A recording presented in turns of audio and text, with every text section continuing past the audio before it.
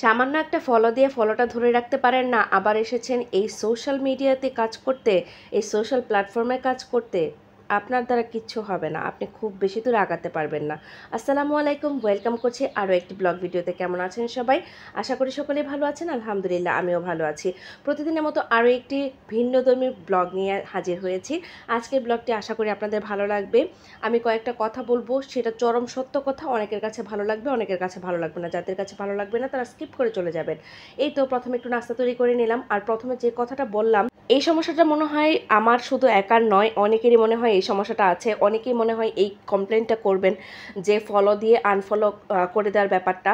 কিছু সংখ্যক আনফলো করে, আর সবাই করে না, কারণ সবাই করলে তো আমাদের এত এত ফলোয়ার হয়ে যেত না। কিছু সংখ্যক মানুষ আসে শুধু তাদের ফলো লিস্টের ফলোয়ারটা বাড়ানোর জন্য। তারা না দেখবে ভিডিও, না দেখবে একটা কন্টেন্টে কমেন্ট করবে, না কোনো কিছু করবে। তারা শুধু আসে ফলোটা নেওয়ার জন্য, ফলোটা নিয়ে তারপরে আনফলো করে দেয়। আমার কথা হচ্ছে, যদি আপনি ফলোটা না ব্যাক পেতেন তাহলে আপনি আনফলো করলেও সাজতো যে আমি ওনাকে সাপোর্ট করেছি, উনি আমাকে সাপোর্টটা ব্যাক দেননি, তাহলে আমি ওনাকে কেন সাপোর্ট করবো, এটা মনে করে আপনি আনফলো করতে পারেন। কিন্তু এর মানে এই নয় যে আপনি ফলোটা পাওয়ার পরেও আপনি আনফলো করে দিবেন, এটা কোনো কথা? আবার যদি রিপিটে আপনি এসে আমাকে ফলোটা দেন, তখন আমার কেমন লাগে বলেন? যে আমি আপনাকে যখন ফলোটা ব্যাক দিতে চাচ্ছি তখন দেখছি অলরেডি আমি আপনাকে ফলো করছি। এই জিনিসটা খুবই দুঃখজনক। আপনারা যারা এই কাজগুলো করেন সত্যিই দুঃখজনক। আপনারা খুব বেশি দূর আগাতে পারবেন না। ফলো দেওয়ার আগে হাজারবার চিন্তা করে তারপর ফলোটা দিবেন।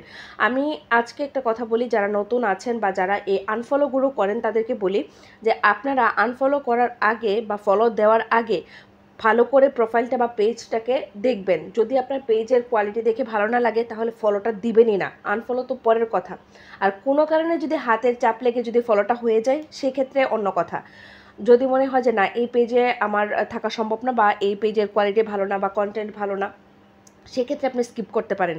কারণ এটা হচ্ছে কি, যে ধরেন আপনি একটা মানুষকে ফলো দিয়েছেন, সেটা কিন্তু ফেসবুকের কাছে গেল যে আপনার পজিটিভ ভাইবটা গেল যাকে ফলোটা দিয়েছেন, যে তার কন্টেন্ট কোয়ালিটি ভালো হয়, তো সেই জন্য কিন্তু একজন অডিয়েন্স এসেছে।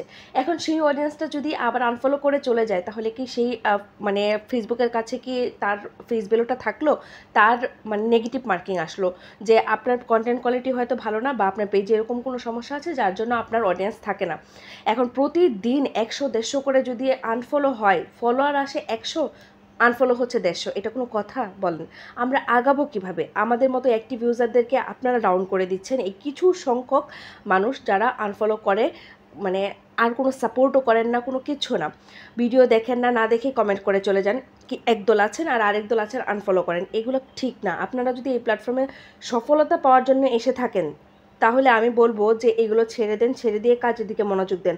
ফেসবুকের কোনো গাইডলাইনে নাই যে ফলো লিস্ট বড় করা যাবে না, বা ফলো লিস্ট আমি লাখ ফলো দিলাম আমার পেজের ক্ষতি হয়ে যাবে বা প্রোফাইলের ক্ষতি হয়ে যাবে, এরকম কোনো ক্রাইটেরিয়া নাই। তাহলে আপনাদের ফলোটা ধরে রাখতে সমস্যাটা কোথায় আমি সেটাই বুঝতে পারি না। তো আজকের মতো এই পর্যন্তই। ভালো থাকবেন। আল্লাহ হাফেজ।